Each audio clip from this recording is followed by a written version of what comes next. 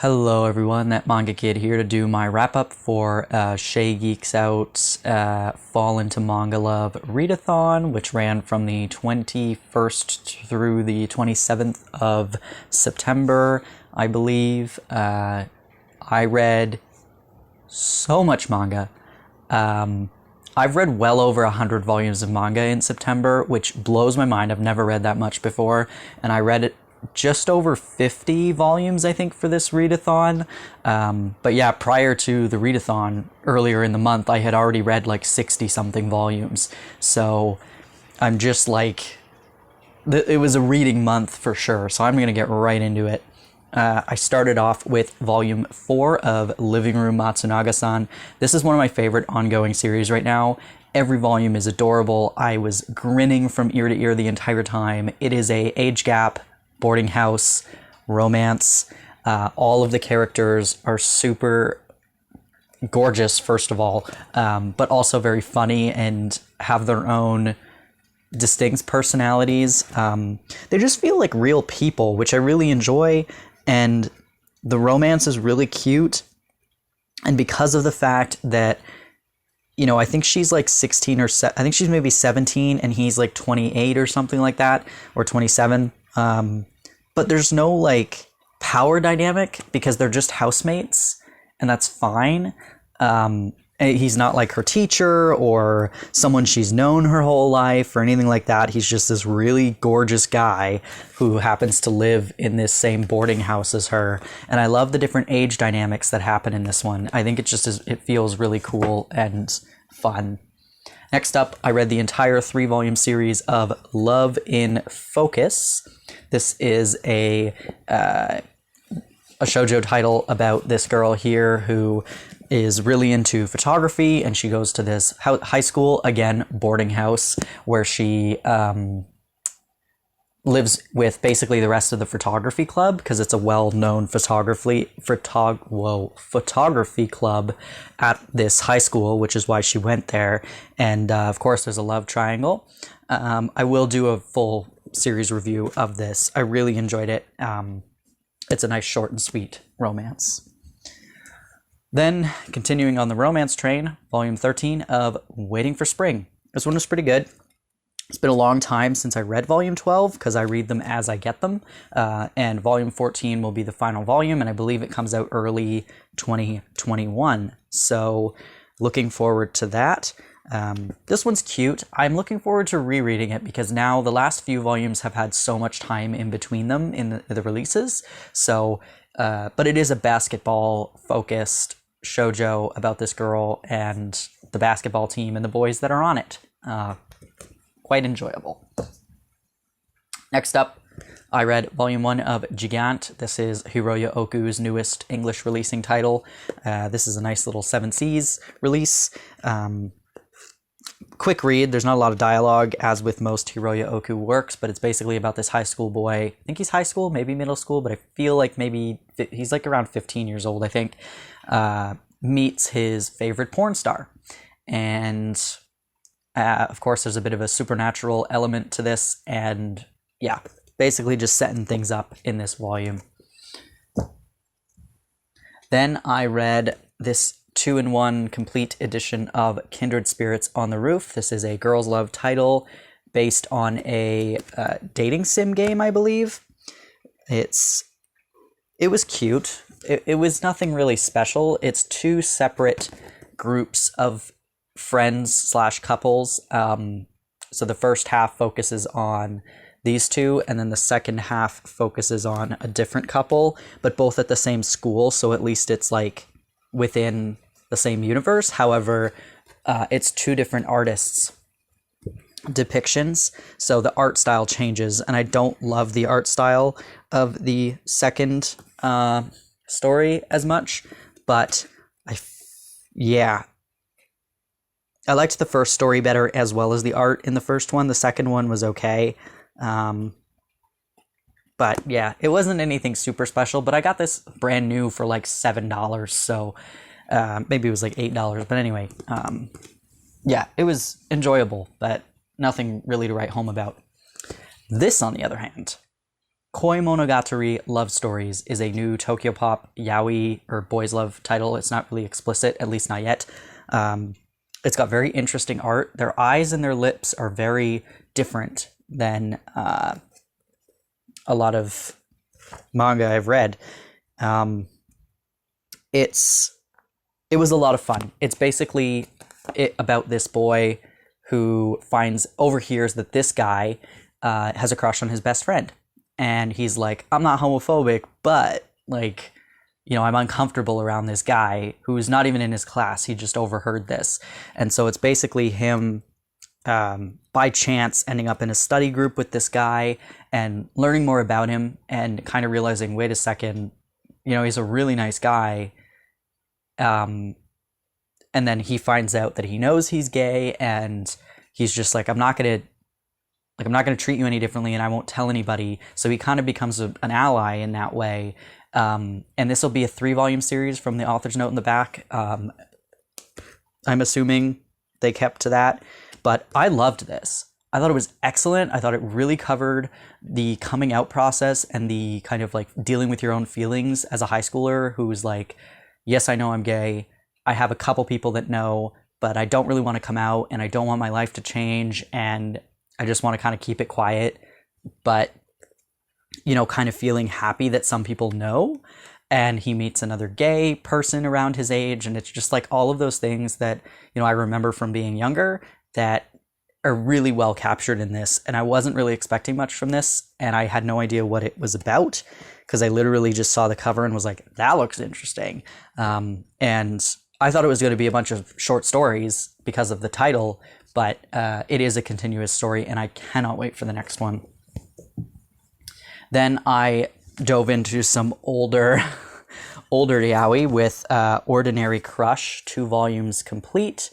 This one was pretty good, actually, to be honest. It wasn't bad, and it's basically it's not even an all-boys school. It's just a school that, like, it says like 98% of the guys are gay. And so our straight main character ends up in a relationship with this guy, and it's about them dating, and it's kind of cute, and it's quite sweet, and I really enjoyed it for what it was. I was kind of surprised. I wasn't expecting much from it, but I did enjoy it. Then I switched gears and went to Bungo Stray Dogs, Volume 15, with a gorgeous cover. I mentioned in my pickups when I picked up Volume 14 and 15 that Volume 14 starts like a new arc. And so this continued with that new arc, and our main group of detective agency folks are in a lot of trouble right now, and this arc seems pretty cool, and the end of this volume sets up a really excellent next volume. So I cannot wait to get Volume 16 and read what happens next, because this series because it's about a detective agency with like supernatural powers, it has a lot of like back and forth and really cool moments, and I'm really excited for the next one. Then I did a reread of At the Mountains of Madness, the H.P. Lovecraft manga done by Go Tanabe. These are gorgeous releases, but I had read it before as they came out, so it was several months in between, and decided to do a reread because I was in the mood for something a little spooky, and really enjoyed it the second time. For the first volume, I was like, oh man, am I really enjoying this on a reread? And wasn't too sure. But then as soon as it got really into the thick of things, like my pulse was racing, and I was just as engrossed in this and creeped out and whatever, even though I know what happens. But this is like the stark blacks and the really amazing landscapes and stuff. It's just so incredible. Highly recommend it. And I would recommend this over The Hound and Other Stories, which I also have. I didn't enjoy that one as much. At the Mountains of Madness, definitely recommend picking it up. It's excellent. Then I read the next 2 volumes that I have of Bakemonogatari, which is volumes 3 and 4. Really enjoying my diving back into the Monogatari series. I have never read the light novels, not interested in light novels at all, but I watched the anime for this back in the day and really, really loved it at the time. And so I was excited to dive into the manga, especially since the art is done by Oh Great. And I loved Air Gear back in the day as well. So it's just nostalgia all around, and I'm really loving it. We get into the monkey part of the story with volume 4. So excited, nostalgic feelings, and it's great. Then I read volume 8 of The Girl from the Other Side. I'm ready for this series to end. I'm very ready for it to end. I'm getting to the point where I'm feeling like, I don't know. I was just like, can we get to the point? I'm just getting bored. Not even bored. I'm just getting like uneasy. I'm like unnerved while I'm reading this, and not in a way of like, oh, I'm unnerved by what's happening, but just like unnerved at and annoyed. Because I just want it to end. I think that it's gone on too long. Because the tone has changed now. It's much darker than it was at the beginning, and it's like getting into the problem, but I don't feel like it needs to take this long. Somebody said in my comment section of one of my other videos that I think they said it was going to be like 11 volumes or something. So a few more to go. I think it's too long, unfortunately, because I really was enjoying it at the beginning. And maybe it's just because it's in between, like I have to wait so long in between volumes. I don't know, but then we've got Aria, the Masterpiece. This is the 5th volume, so this compiles volumes, 6, 7, 8, like 9 and 10, but technically I think 7 and 8 of Aria, because Aqua, the first omnibus covers Aqua, those 2 volumes, and then Aria starts after that. But anyway, excellent series. If you're looking for something beautiful and slow-paced, there's some really nice color pages in this edition as well, that are not in the older Tokyopop. These are also Tokyopop, but not in the older editions, which I also have the first 6 volumes of, but I've continued to pick them up in these ones because it was never fully released in those singles. But these beautiful edition 2-in-1s, they're very expensive, but if you find them for a good price, I buy them on sale, like I do with all my manga. But excellent, slow-paced, beautiful scenery, really, really lovely. Characters are so fun and wholesome, and it's just really sweet. And the art is just really, really breathtaking. Lovely architecture, as well as nature scenes and stuff. It's really beautiful. Then I read one of my favorite reads during this readathon was Casasan and Morning Glories. This is the first in the Casasan and series. This is a girl's love that I've been interested in for a long time. Lythis spoke about this series quite a bit as he was like picking it up, and it had always been something I was interested in. And I finally picked up the first volume, and I am so upset that I did not pick up more of this, because I was like, I don't know what was going on with my emotions this past week, but like on the brink of tears for the whole thing.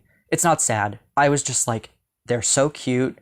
My heart hurts at how adorable this is, and I'm just going to cry, and it's going to be fine. It was so cute. The art is so fun, like the character designs are so fun, and it's adorable. This girl is on the track team, and this girl is a kind of quiet person who is trying to interact with the track team girl, but she's not really sure why. And then she's like, oh no, someone tells her like, oh, that girl's gay. And she's like, oh, wait, what? And then of course they start dating, but really sweet. Oh, I cannot wait for more of that. Then I read volume 2 of Night of the Ice. This one's pretty good. It's not gripping me though. Like, it's about a figure skater and his childhood female friend, and she has to recite his favorite magical girl spell before he goes into his competitions so he can land his jumps. And I like figure skating. I love men's figure skating, and I love the art, especially her character design. I think she's adorable. I want to like this more than I do. I have volume 3, but I didn't read it yet, and it's just not gripping me, and I don't know why.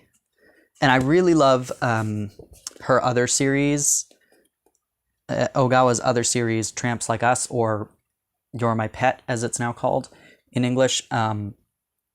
So I'm a bit disappointed that I don't like this one more than I do, but maybe I have to give it a few more volumes, maybe, or I'm just not in the mood to read it right now. That could also be it.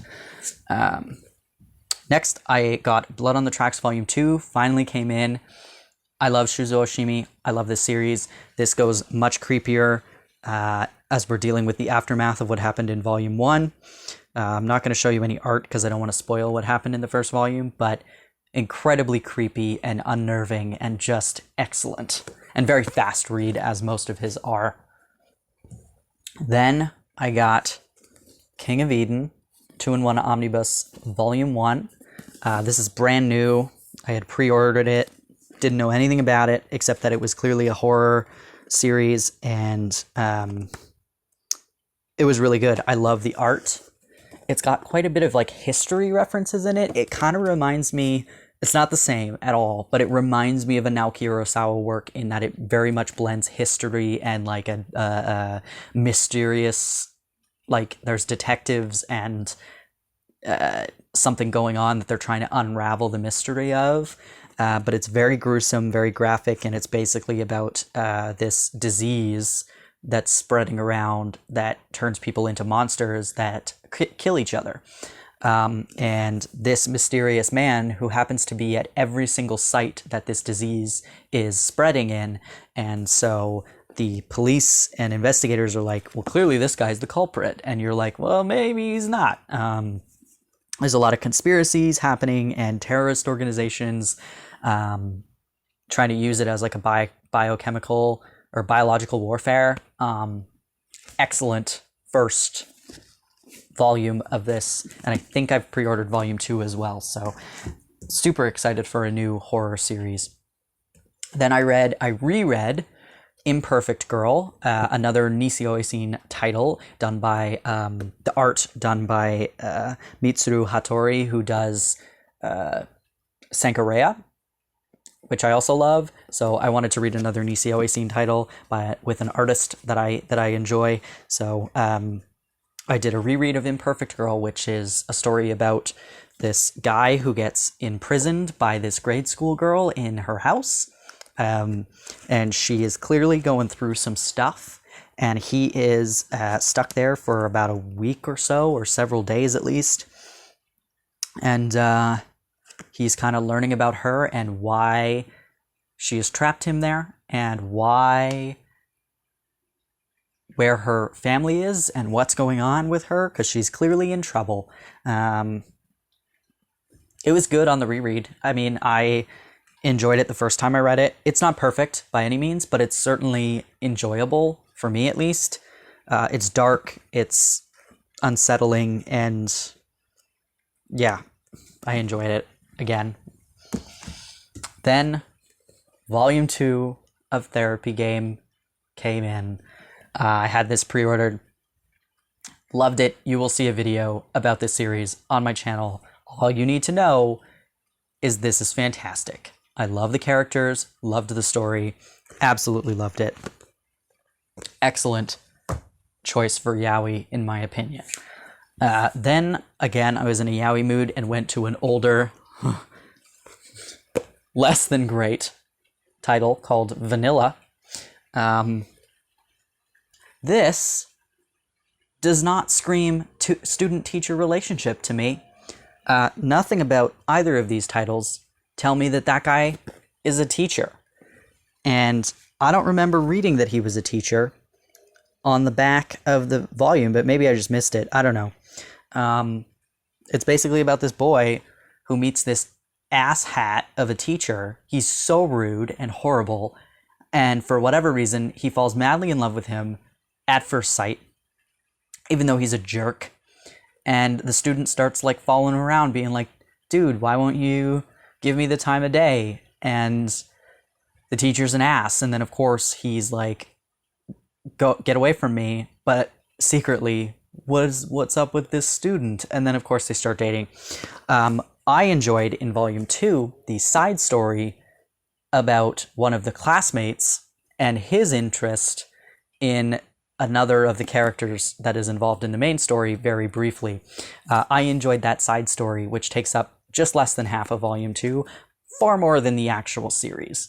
Yeah, that was, again, not high expectations for this very old yaoi title, but it was interesting, to say the least. Then, years in the making, I finished Kimi ni Toroke with volumes 29 and 30. I will do a full video on this. I'm still collecting this series. I started reading this when I was like 12. It's been a long time. I started reading it from my library, and that's how I've been reading it these past few years, or several years, I guess, almost a decade. But I'm slowly picking up the volumes, and then I bought these two and went, I'm going to finish reading it, and then I will hopefully finish buying the whole series very soon. I think I still need like 16 volumes of it, and then I'll do a reread. But the ending is nothing to write home about. It's a shoujo that ran for 30 volumes, and then it ended. Like, I wasn't expecting anything groundbreaking, but it's just lovely to see these characters that I've, been invested in for so many years finally kind of getting some closure. And it was a fun ride, from what I remember of it, which is quite a bit, because some of these characters are some of my favorites that I've read in manga in general. But it's really lovely, and it was nice for it to end. And of course I cried, because again, my emotions were just all over the place this week. And I was like, it's a week where we're just going to cry at everything. And I can't handle graduation scenes. Can't handle it. I can't handle people graduating and going off in different directions.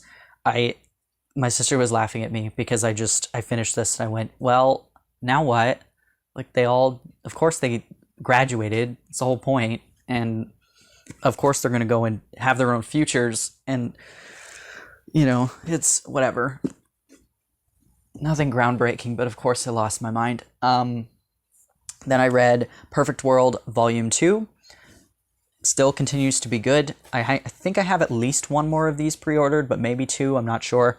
But yeah, we don't have the next few. We don't have any more at this moment. So this one was pretty good. We get a bit of a rival character introduced. Our main character is learning more about how much she doesn't know about her partner and his disability.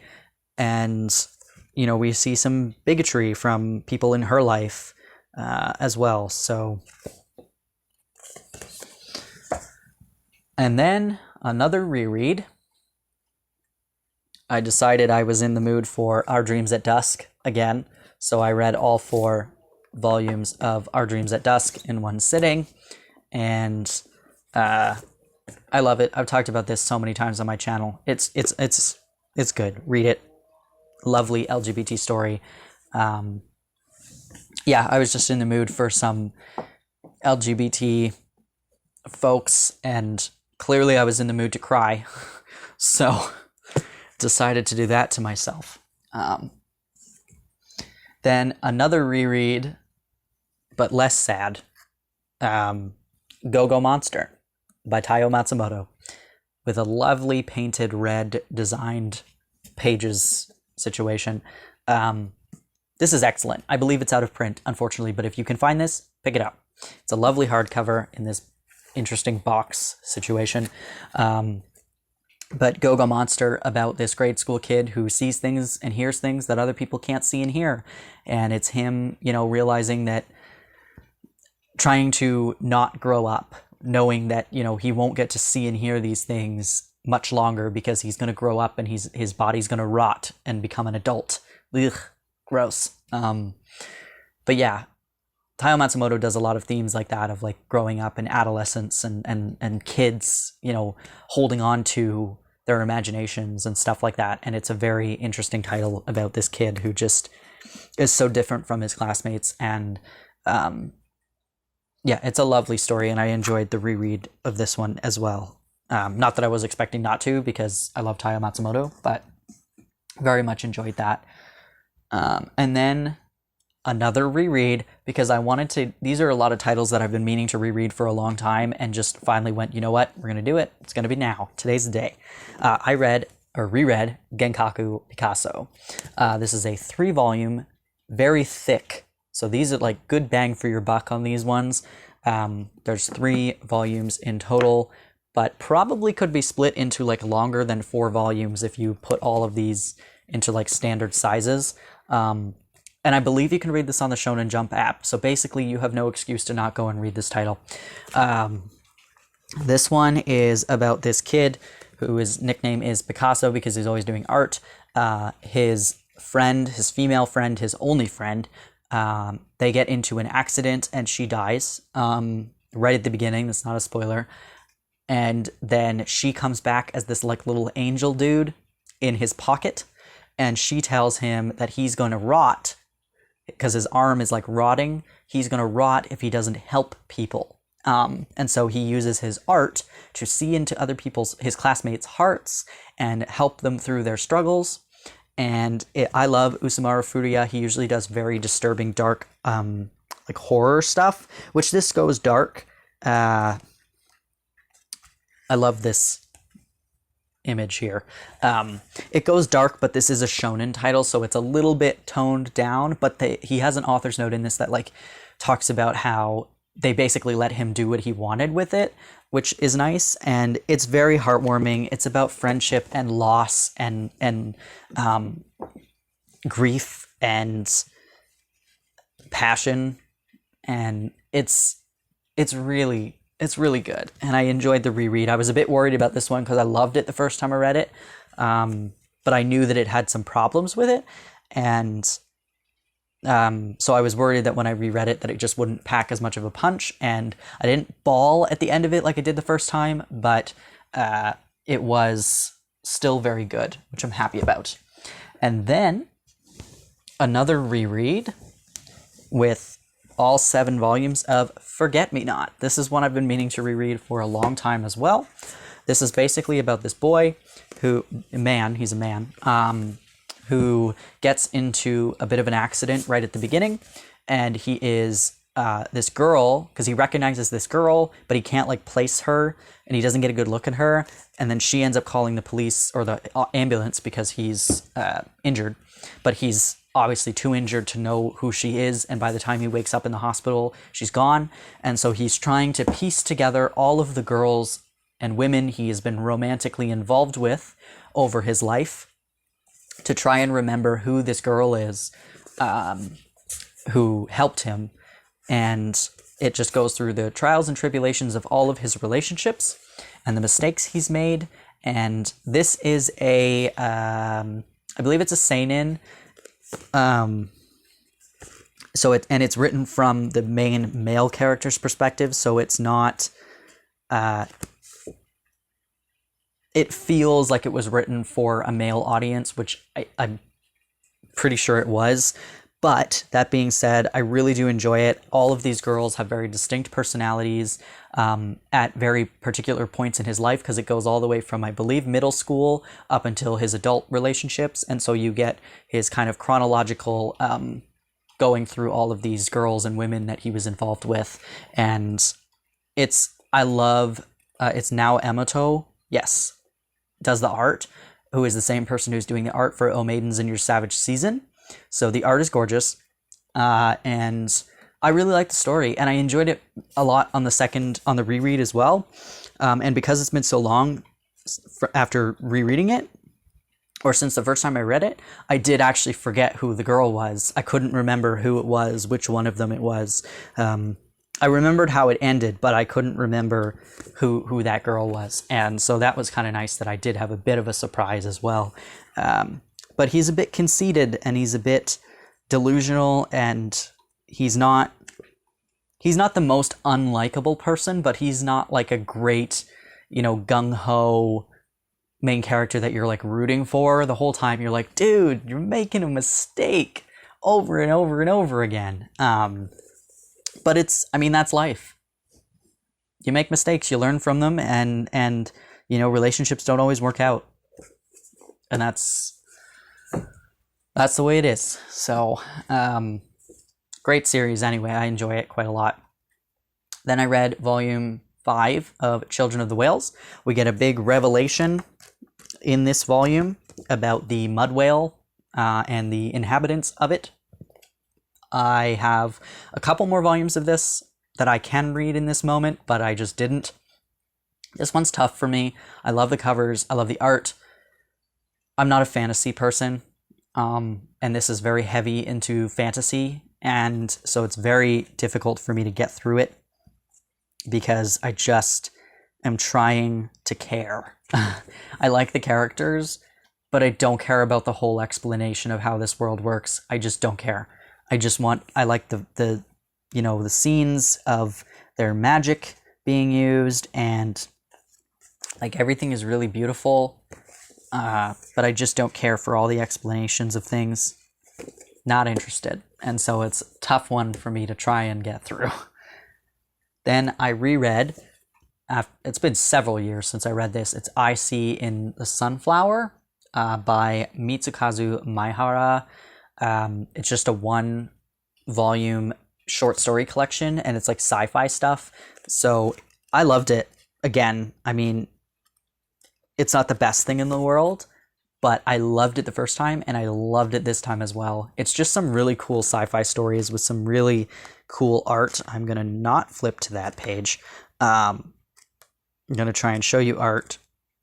There's a bit of explicitness in this as well. But yeah, it's just a fun, quick sci-fi read. Then I was in the mood to laugh, so I picked up volume 1 of Haven't You Heard I'm Sakamoto? Unfortunately, volumes 2 and 3 out of 4 are out of print, and so I knew that when I bought this one. I read the full series from my library, and because I had already read it, I didn't make it a priority to buy it, and then of course by the time I went to buy it, it was out of print. So I have volume 1. It is hilarious ridiculousness. If you want to laugh, this is the one to pick up. If you find it, buy it. It's so good. It's hilarious and ridiculous and stupid and just everything that I ever need in my life. But yeah, at least I have volume 1, and I will reread this so many times because it's so funny, and hopefully I will get the rest of it one day. And then the last thing that I read was volumes 21 and then 22 through 24 of The Wallflower. This is a 3-in-1 omnibus because Del Rey was going out of print and they wanted to put out as much as possible, so they printed this, and then Kodansha picked up the series and completed it, so this one random volume is a 3-in-1 while the rest of them are singles, which is fine. But yes, so that's 4 volumes of The Wallflower that I read. This is another stupid one. Stupid pretty boys living in a mansion, trying to make the niece of the person who owns the mansion, our main character, into a beautiful lady because she loves horror movies and she is seen as very scary and unladylike because of her hobbies. And so these boys want to live rent-free, which they can do if they turn her into a lady. And so it's ridiculous hijinks and repetitive scenarios. It's very Oren-esque because of the pretty boys and the kind of repetitive gag style of it, but Oren has more of a story. This is more like each chapter kind of resets everything because any progress made is just completely demolished by the end of the chapter, and then it starts again and the gag starts all over again. Not one that you should binge read. I have 29 volumes of it out of 36, I believe. and I've been reading this now for like a year and a half, so it's not one to binge read because it's so repetitive, but it is enjoyable when you're in the mood to read it. And I will hopefully finish what I have of it by the end of this year, and I don't believe I will pick up the last 7 volumes or 8 volumes, whatever it is that I need of it, unless I find them for super cheap, because I got this as a full lot, the 29 volumes, from someone. But yeah, I mean, it's enjoyable, but it's nothing, you know, spectacular. But I do like the art and the fashion in it. But yeah, that is everything that I read for this readathon. Way more than I ever thought I would. And like I said, I've read well over 100 volumes already this month in total, which is the most I think I've ever read is like 72 volumes in a month. So clearly it was a manga reading month. I've been picking up some really cool titles and just got so excited to read them, and then got into rereading a bunch of stuff, and it just tumbled out of control from there. I also went back to work in person this month. So I've been very stressed, and when I get home from work, I just want to escape. And so manga is that for me. So yes, perfect storm of all that, but I'm getting a lot of stuff read, which is nice. Anyway, anything that I read here that's either a newly started series or a completed series that I had never read before, I will be doing a video on my channel about. So if you saw anything here that is interesting to you, either there will be a video coming out at some point in the future about, or I already have a video for all of those titles I reread. I already have videos on my channel talking about full reviews of those. So yeah, you can check those out if you're interested, and thanks for watching. And thank you to Shay, as always, for hosting these wonderful readathons. I always have a great time, and it's a great excuse to read some of my manga and talk about it, because I don't usually do like wrap-ups of reading things. So yeah, anyway, if you're still watching this far into this video, thank you, and hope you enjoyed. See ya.